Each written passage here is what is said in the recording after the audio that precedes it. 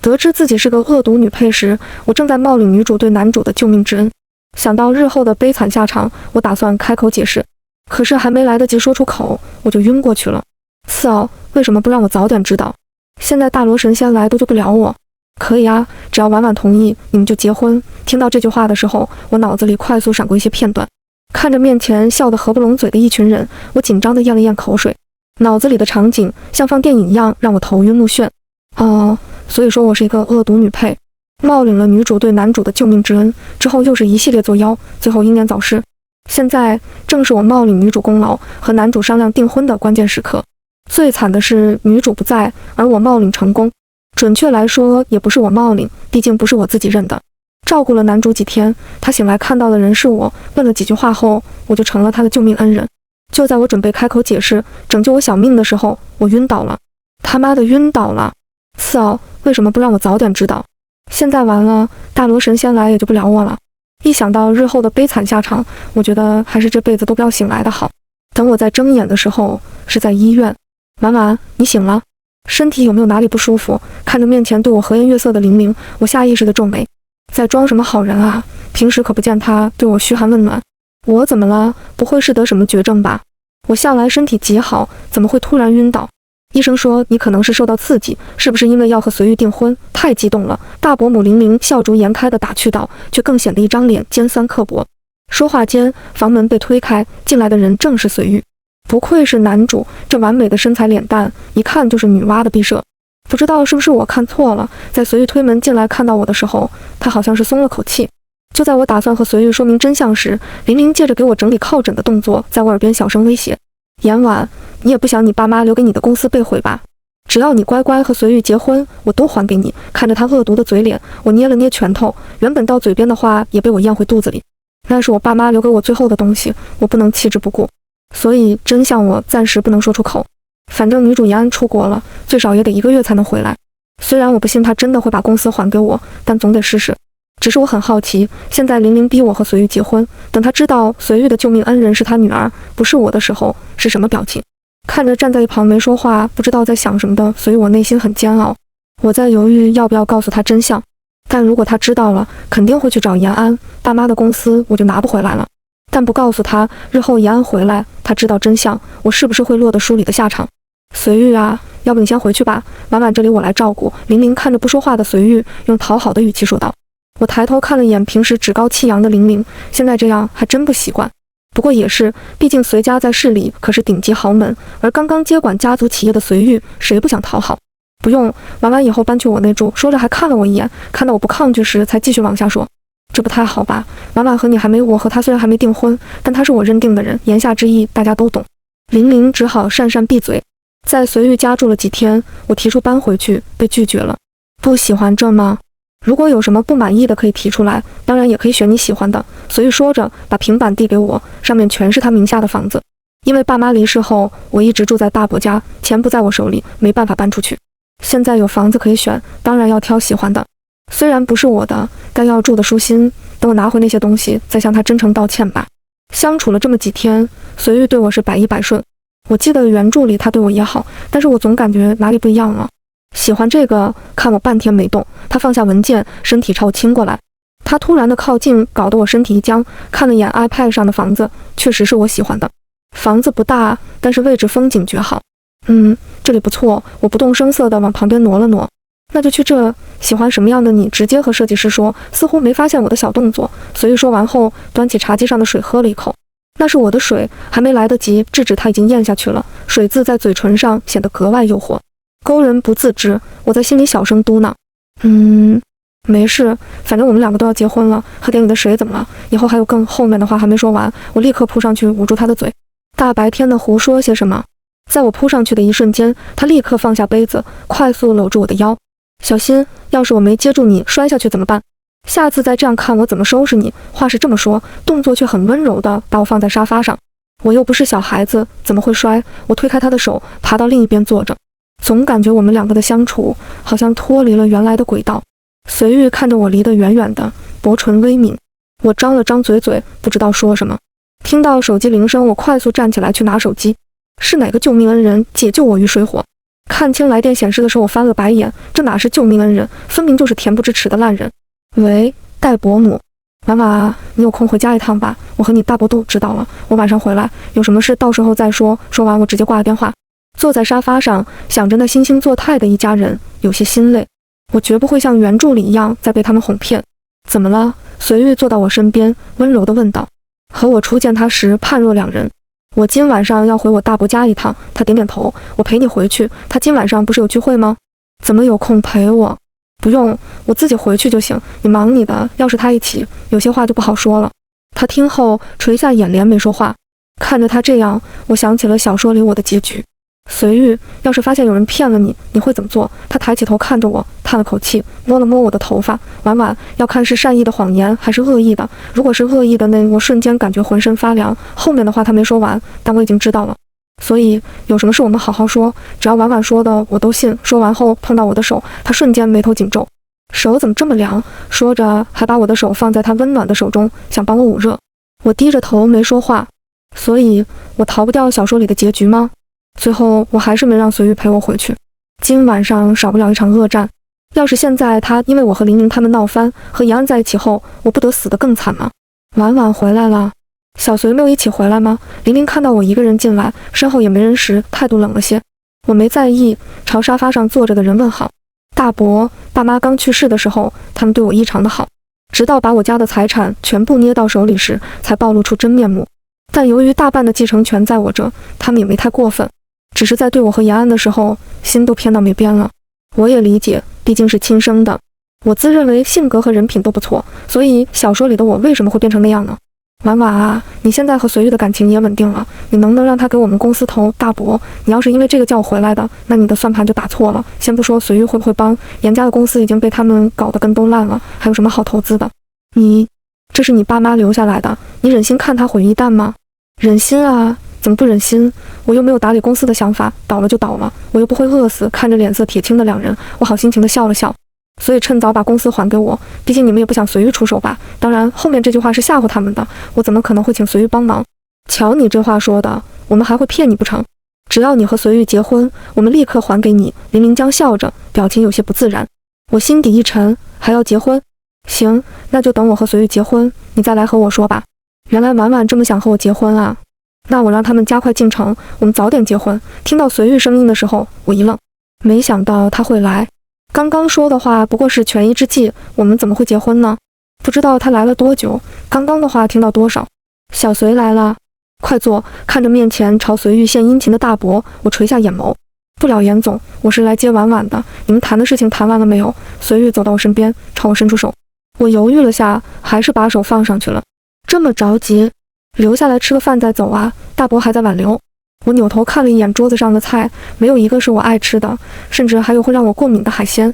随玉也注意到了，语气瞬间变得冰冷。严总还是自己吃吧，这饭要是我在，可能就吃不了了。说完拉着我就离开。那天回去后，随玉告诉我，要是有人欺负我，那就狠狠地欺负回去。他永远在我身后为我撑腰。要是不知道剧情的走向，我可能就信了。等我拿回爸妈的公司，延安也回来，一切都会回到正轨。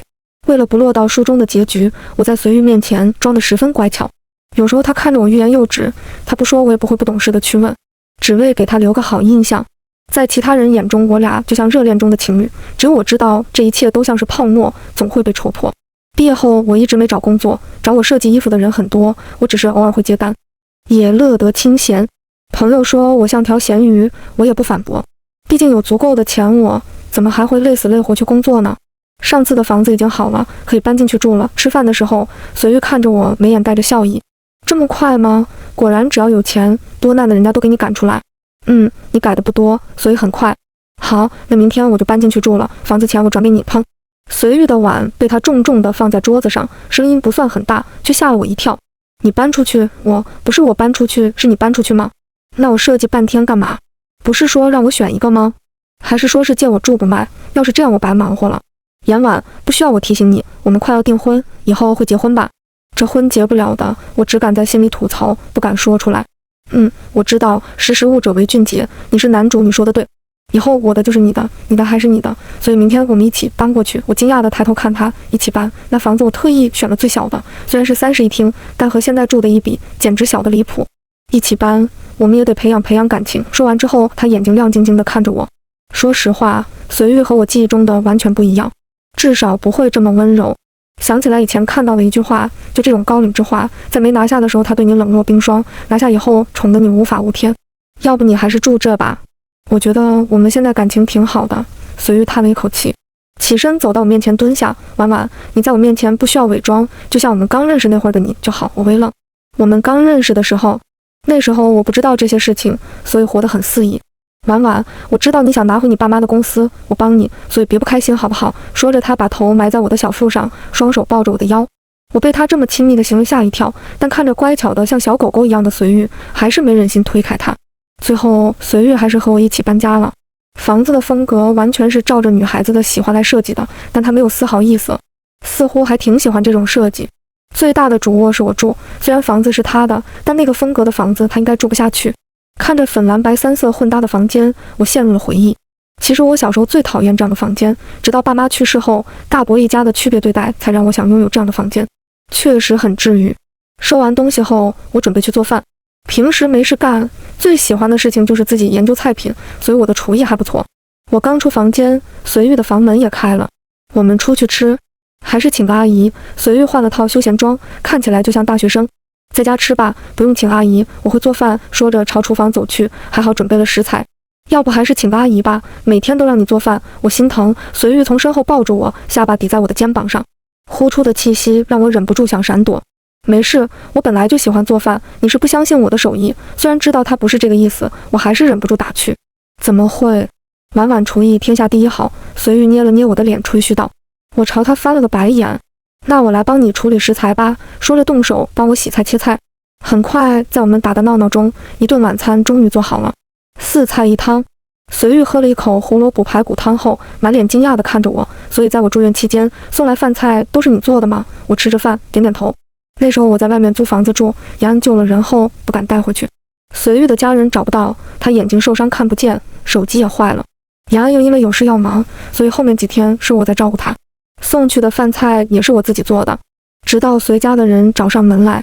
那我真是捡到宝了。随玉看着我满脸宠溺，我捏着筷子的手紧了紧。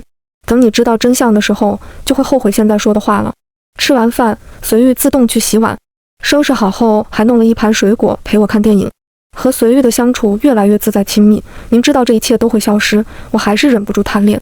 你爸妈当时留了遗嘱，等你成年后，该是你的就是你的，人家站了这么久，该还回来了。那随玉玩弄着我的一撮头发，公司的亏损我帮你补上，不会让你爸妈的心血毁于一旦的。我点点头没说话，我知道我没有打理公司的能力，到时候拿一点点分红就行。婉婉，为什么我感觉你对我很疏离？明明我们将成为最亲近的人。随玉扭过头，定定地盯着我看。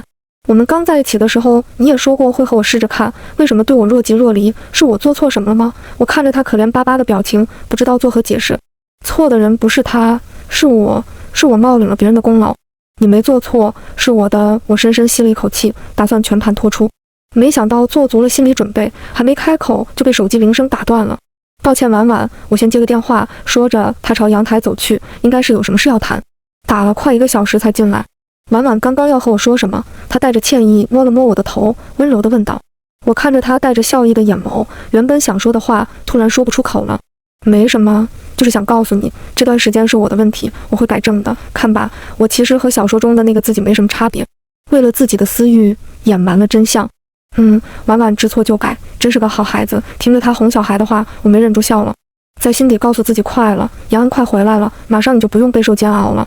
这几天玲玲和我大伯一直在打电话给我，从一开始的趾高气扬变成了苦苦哀求，我依旧没有松口，答应他们去找随玉帮忙。他们在电话里骂我白眼狼，说要是没有他们，我早死哪去了都不知道。我静静听着那些污言秽语，他们好像忘了，要是没有我父母，他们现在还在哪都不知道，更别说过上这锦衣玉食的生活。名义上是为了照顾我，接手我父母家业，落得一个好名声。实际上呢，寄人篱下，佣人看人下碟，才是我童年的回忆。随玉自知道我会做饭后，每天都准时下班回家陪我买菜做饭，2个人逛超市，买完菜回家一起做饭。偶尔随玉会装可怜，让我给他送午饭。一开始我是拒绝的，毕竟去他公司，那不就更多人知道我们的关系了吗？但架不住他的可怜攻势，我还是妥协了，偶尔给他送几次饭。这样的生活是我在知道剧情后过得最舒心的一段时间。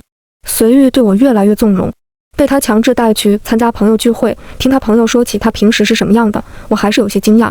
虽然当初从剧情里看到过，但随玉和我在一起时，只要我不惹他生气，他脸上都是挂着温柔笑意的。小说里他对延安也没有这样。哼，兄弟如手足，婉婉如衣服，手足可断，衣服不能不穿。随玉把玩着我的手，声音带着笑意，慵懒又性感。果然是我们错付了。玉哥这话说的可伤到弟弟的心了。还是嫂子牛，居然让这万年铁树开了花。被其他人打趣，随玉也没有生气，看着我的指甲，凑过来我耳边小声说：“婉婉，回去我重新帮你做吧。我今天看到一个超好看的，就适合我的婉婉。”我无奈地看着他，要是被其他人知道，不得笑话死你。哪家的总裁上班一直看美甲教程和编发教程的？随玉靠在我的肩膀上哼笑了声：“婉婉家的。”听着他的话，我心里泛起一丝甜蜜，随之而来的是不安。随玉知道真相会不会恨死我？自己一直宠着的人居然是个骗子。时间过得很快，玲玲他们同意把公司还给我了，因为随玉一直施压。拿回公司后，我没有什么感觉，一直在找合适的机会告诉随玉真相。我知道延安要回来了，却不知道他回来的这么快。我照常做好饭送去给随玉，在车里看着从随玉公司里出来的延安，我感觉周围的一切都静止了。延安回来了，我和随玉的故事是不是也大结局了？小姑娘，到目的地了，你要下车吗？司机大叔看着精神恍惚的我，小心翼翼地问。我回过神，做了深呼吸。叔叔，你能等我几分钟吗？我很快回来，看司机大叔低头，我才提着东西下车。这次我没有自己送上去，把东西放在前台小姑娘我那里就准备离开。严小姐身体不舒服吗？要不要在这休息一会儿？前台小姑娘是认识我的，来这里好多次，都混了个脸熟。没事，东西你帮我送上去吧，我有事先走了。说完转身离开。司机大叔又把我送回了住处。回到家，看着温馨的房子，我心底微酸。回到房间，收了一些我自己带来的东西，放到行李箱。明明东西不多，我却收拾了2个多小时。看着时间，随玉快下班了，在心里打好副稿，让自己到时候看起来不用太狼狈。接到随玉电话的时候，我还在犹豫今晚上要不要做饭。婉婉，我今天要出差，抱歉，临时决定的，现在才告诉你。听着随玉带着歉意的解释，我心里悄悄松了一口气。他出差也给了我找房子的时间，总不能一直住酒店吧？那你多久回来？舍不得我呀。随玉轻笑了声，我没说话，心底却有个声音在替我回答。对呀，舍不得你。顺利的话，后天就回来了，在家乖乖等我。挂了电话后，我给自己煮了碗面。明天回严家一趟吧，公司已经找好经理人了。这次我没有针对延安，也没有做那些恶毒的事，应该不用死了吧。第二天一大早我就回了严家，打算和延安先谈一谈。虽然和玲玲他们关系不好，但延安这人还不错。不过也是，能当上女主的人会差到哪里去？你说延安姐出差去了，看着面前脸不是脸鼻子不是鼻子的玲玲，我心里一沉。想到昨天看到延安从随玉公司出来，现在又都出差了。去哪儿出差？什么时候回来？听着自己急促的声音，我指尖发颤，在心里忍不住唾弃自己。严婉，你怎么变成这样了？现在的你真恶心。C 市明天应该回来了吧？你找他有事？玲玲看我的目光很不友善。我不知道我是怎么离开严家的。回到家里，靠在沙发上，眼泪悄然从眼角滑落。所以剧情还是会按照小说的发展，男女主无论怎样都会相遇、相知、相爱。那我呢？是不是也会像小说里那样坏事做尽？看着我和随玉一起做的纸糊月球灯，我心底的想法越发清晰。在随玉回来前，我离开了，带离了自己所有的东西，就像来时一样。我承认我是个胆小鬼，没敢当面告诉他真相，所以写了一封信告诉他，或者是在出差途中，延安已经告诉他了。无论哪种方式，他都终于知道真相了。来这里已经快1个星期了，每天看看海，心情都会好不少。海纳百川是有道理的。我的心渐渐地平静下来，有时候灵感爆发，看着一张张满意的设计稿，我笑了笑，以后的生活还是能随心所欲的。听村民说小镇来了个大帅哥的时候，我有些惊讶，没想到有人和我一样关注到这个远离喧嚣的小镇。另一个想法是，什么样的大帅哥能有随玉帅吗？只是看着出现在我面前的随玉时，我懵了。我不知道自己现在是什么表情，但随玉的忍耐我看得清清楚楚。憔悴的面容，发红的眼眶，整个人和之前的意气风发毫不相关。看到我时，随玉急匆匆的脚步逐渐缓了下来，长舒了一口气，慢慢地朝我走过来。在我面前站定，想抱我入怀的手微微颤抖，犹豫了下，还是温柔地把我拥在怀里。婉婉不乖，明明答应我等我回去的，怎么一个人出来这么久不回家？听着他附在我耳边柔声细语，我的心猛然一缩，他是没看到我写的信吗？不可能啊，我明明放在茶几最显眼的位置。随玉，你没看到我给你写的信吗？听到我的话，随玉身体一僵，抱着我的双臂也加重了力气。我看到了婉婉，你说的分手我不同意，我没想到他看了之后是这样的反应。你之前都叫我阿玉的，婉婉，他埋头在我的肩膀，语气又急又委屈。我顿了许久道，随玉，既然你看了，那你应该知道救你的人不是我，所以我们长痛不如短痛，一次性说清楚也好。婉婉，不分手好不好？求你了，不分手。我话还没说完就被随玉打断了，他卑微乞求的语气还带着一丝哭腔，感觉到锁骨上有温热的液体划过，我有些愕然。我清晰地认知到随玉哭了，因为我和他提分手。我用力眨了眨有些酸胀的眼睛，随玉，我们进去说好不好？感觉到周围有人在偷瞄我们，我只好拉着他走进我租的房子。一路上，随玉都紧紧拉着我的手，生怕我突然消失。看他这样，我心里像被针扎似的。随玉他不应该是这样的。我叹了口气，想去接杯水给他，随玉也跟着站起来。180几的大高个在我这小客厅显得十分高大。随玉，我去给你接杯水。看着他发红的眼眶，我轻声安慰道。婉婉，我不渴。他执拗地拉着我的手。可我渴了，想喝水。我看着他眨眨眼睛。那走吧，说着拉着我朝厨房走去。看着走在前面的随玉，我在想剧情为什么开始偏离了。随玉接了杯温水给我，看着我喝完。你也喝一杯。他愣了下，然后拿过我手里的杯子，接了杯冷水喝了下去。喝完后，双眼温柔地注视着我，就像是在等主人夸奖的小猫。一想到这个设定，我没忍住笑了笑，抬手想摸他的头，发现够不到。他察觉到我的动作，微微弯了腰，低下头。阿玉真乖，这次可能是我错了，为了那莫名其妙出现的剧情伤害了随玉。可婉婉不乖，说好等我回家的，可是我回家的时候你不在，你的东西也不在，你只留下一封信。莫名其妙的我就被分手了，我怎么都找不到你。说着，他眼眶又开始发红。我立刻上前抱住他的腰，对不起，我以为你认错人了，喜欢的不是我。随玉也回抱着我，你以为我喜欢的是延安，因为他是我的救命恩人。我点点头。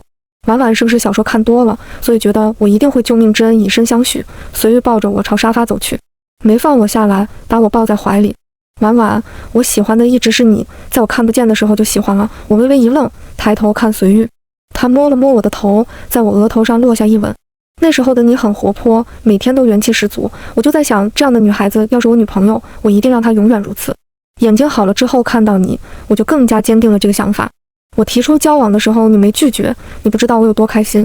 可是在一起之后，你脸上的笑容越来越少，慢慢变得沉默寡言。我很焦急，我以为是我哪里做的不好，直到搬了房子后，你的笑容才渐渐多起来。可是我没想到，我只是出了个差回来你就消失了，我怎么找都找不到你。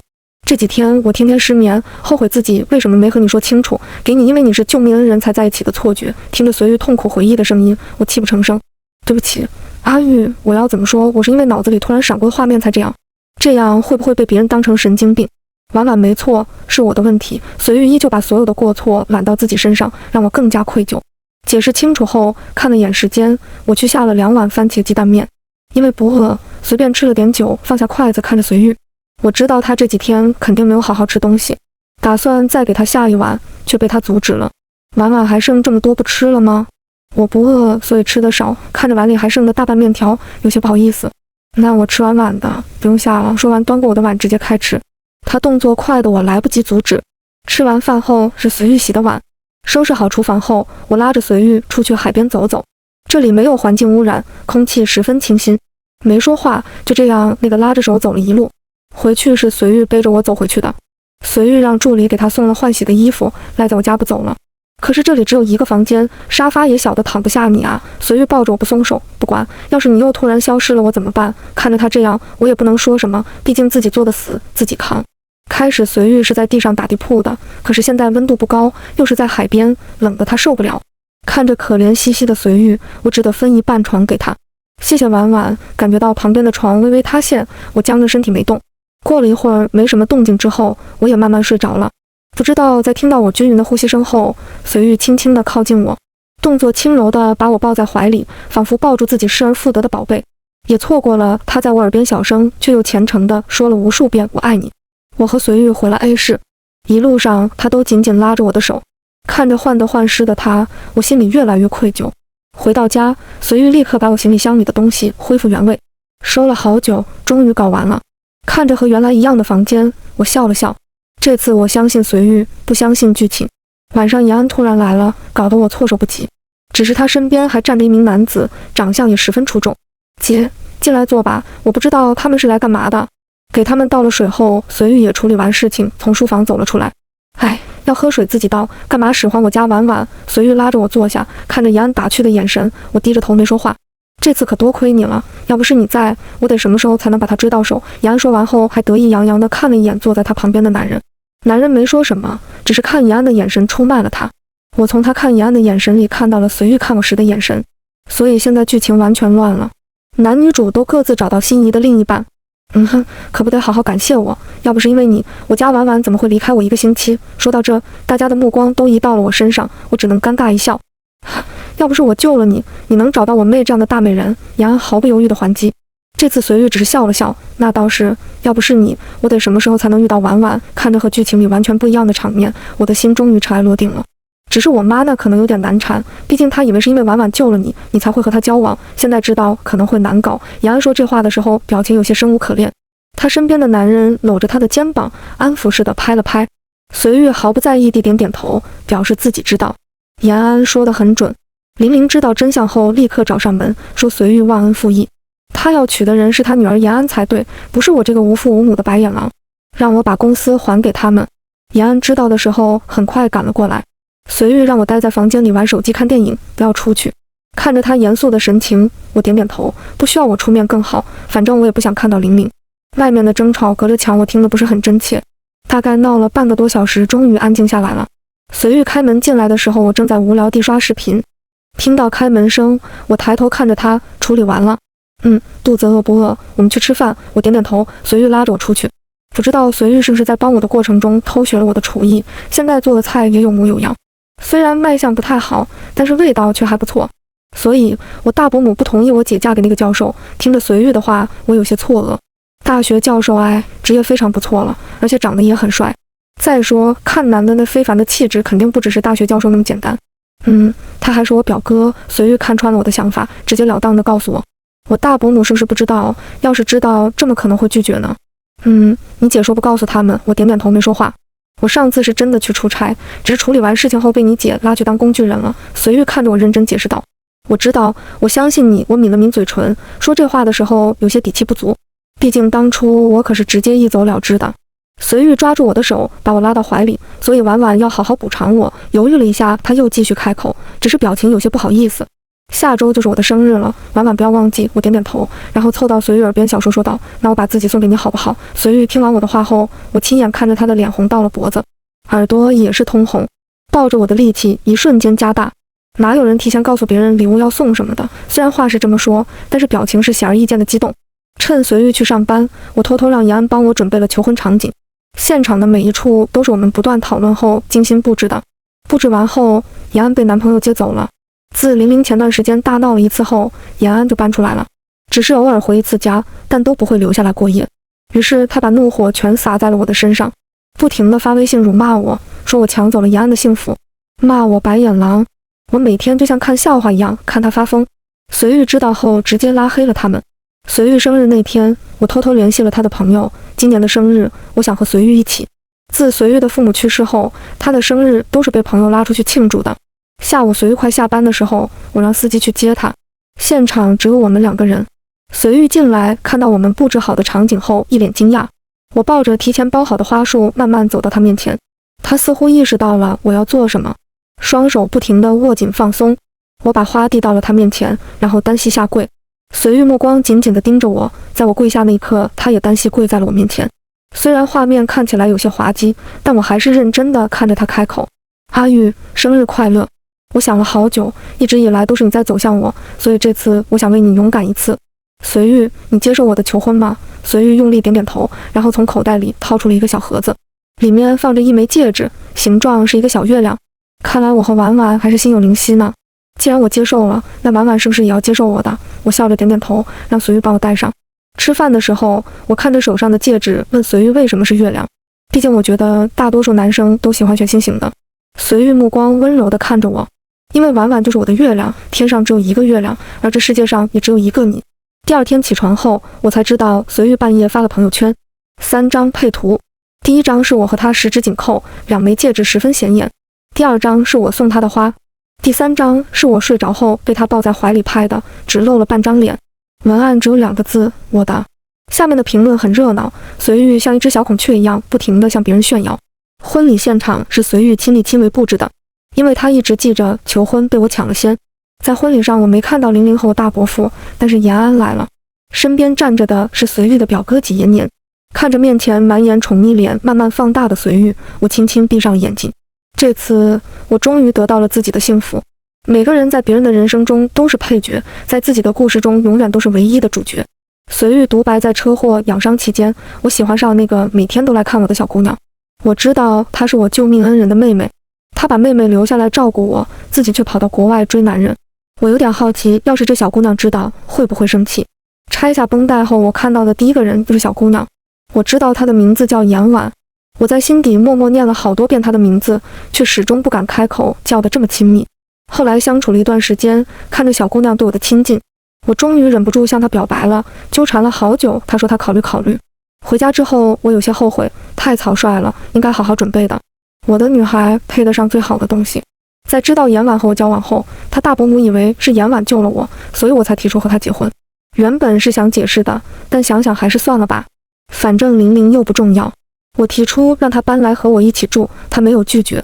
不知道怎么了，和我在一起一段时间后，严婉脸上笑容越来越少，也变得沉默寡言。后来我让她选了满意的房子搬出去住，她全程参与设计。弄完之后可以搬家了，她以为只是她一个人搬。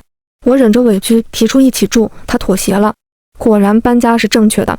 严婉脸上的笑容越来越多，我以为一切都在变好，可没想到出趟差回来，她消失了，带着她的行李消失了，没有留下任何痕迹，除了那封让我心碎的信。看完后我才知道，原来她也像玲玲一样认为我是因为救命之恩才和她在一起。我很后悔没有和她解释清楚，让她独自一人离开。我让人找了好久都没有她的踪迹。那几天我睡觉的时间加起来都没有10小时，朋友一直在劝我，可没找到她，我怎么睡得着？半夜我看着手机上她的照片，想生气却又舍不得。我一遍又一遍地刷着她的微博，这是我偶然看到的，偷偷记了下来，注册了微博，只关注了她一个。看着某条只有1个点赞的旅游推广，我突然很肯定她一定在那，于是让人安排好车，天一亮就出发。婉婉果然是聪明的，知道我会找她，所以她直接打车，没留下任何痕迹。看到朝思暮想的人时，我突然有些胆怯。可是看到婉婉眼中的震惊和那微不可察的惊喜时，我慢慢走上去抱住了她。听着她叫我随玉，我有些不开心。她以前都叫我阿玉的。她问我有没有看到她留的信，后面的话还没说完就被我打断了。一开始我是打算装可怜，让婉婉心疼不分手的。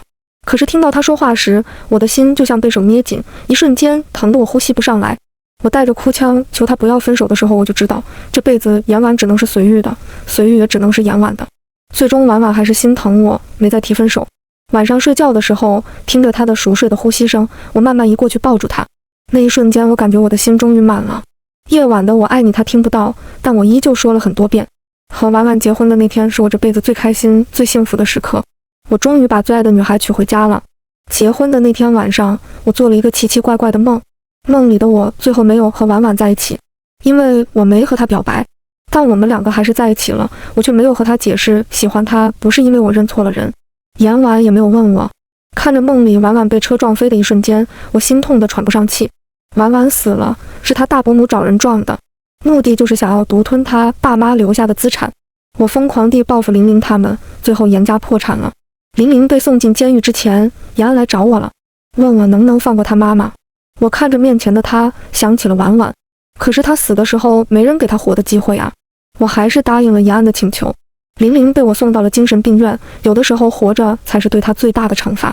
严安喜欢我的表哥，他找我帮忙，看在他以前对婉婉还不错的面上，我给了他表哥的联系方式，告诉他接下来的一切我都不会再帮忙。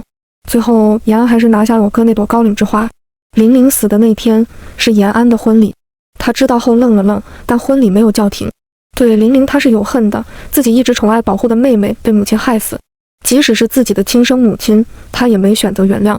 看着梦里的我抱着婉婉的照片没了呼吸后，我突然惊醒过来，用力抱紧了怀里的颜婉。还好这次一切都变了，婉婉还在我身边。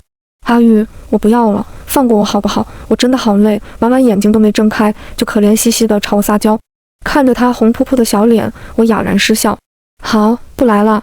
婉婉，我爱你。颜婉听到后，脑袋埋进了我的胸口，闷声闷气地回应我。阿玉，我也爱你。全文完。